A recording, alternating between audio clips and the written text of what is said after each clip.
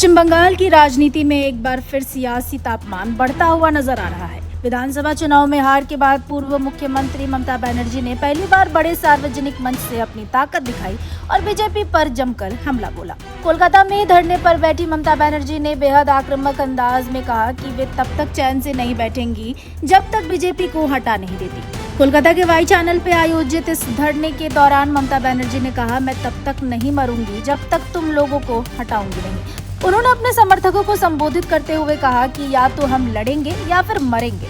लंबे समय बाद ममता बनर्जी अपने पुराने तेवर में नजर आई और बीजेपी के खिलाफ खुलकर मोर्चा खोलती दिखाई दी।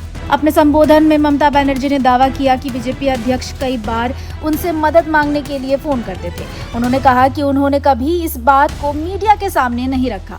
ममता ने कहा कि बीजेपी को छोड़कर बाकी सभी राजनीतिक दलों के साथ उनके अच्छे संबंध हैं। उन्होंने ये भी कहा कि जब जब बीजेपी ने मदद मांगी उन्होंने मदद की और उनके कठिन समय में उनका साथ भी दिया। धरने के दौरान ममता बनर्जी ने पार्टी के भीतर गद्दारी करने वालों को भी संदेश दिया।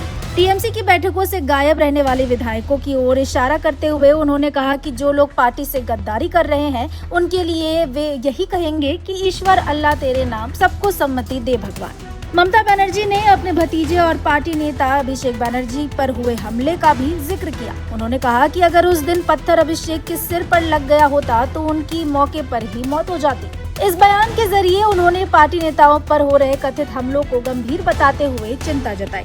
पूर्व मुख्यमंत्री ने मौजूदा मुख्यमंत्री शुभेंदु अधिकारी पर भी निशाना साधा।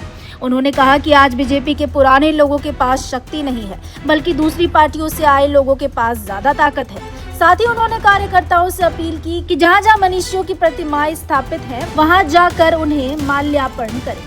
उन्होंने कहा कि वे खुद भी मनीषियों को श्रद्धांजलि देने निकलेंगे। धरने के दौरान ममता बनर्जी ने पुलिस प्रशासन पर भी आरोप लगाए। उनका कहना था कि पुलिस लोगों को धरना स्थल तक आने से रोक रही है। उन्होंने चेतावनी देते हुए कहा कि अगर लोगों को आने से रोका गया तो कोलकाता पुलिस मुख्यालय का घेराव किया जाएगा। उन्होंने ये भी आरोप लगाया कि पुलिस टीएमसी कार्यकर्ताओं को प्रदर्शनों में हिस्सा न लेने की धमकी दे रही है, लेकिन इसके बावजूद वे अपना विरोध जारी रखेंगी। अपने भाषण में ममता बनर्जी ने विधानसभा चुनाव का भी जिक्र किया और आरोप लगाया कि बीजेपी ने 294 में से 177 विधानसभा सीटों पर गिनती में धांधली की।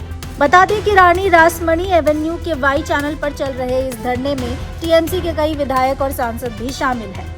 पार्टी का आरोप है कि चुनाव के बाद उसके नेताओं और कार्यकर्ताओं पर हमले हुए तथा पार्टी को तोड़ने और नेताओं को डराने धमकाने की कोशिश की जा रही है। फिलहाल कोलकाता से उठी यह सियासी हुंकार आने वाले दिनों में पश्चिम बंगाल राजनीति को और गर्मा सकती है।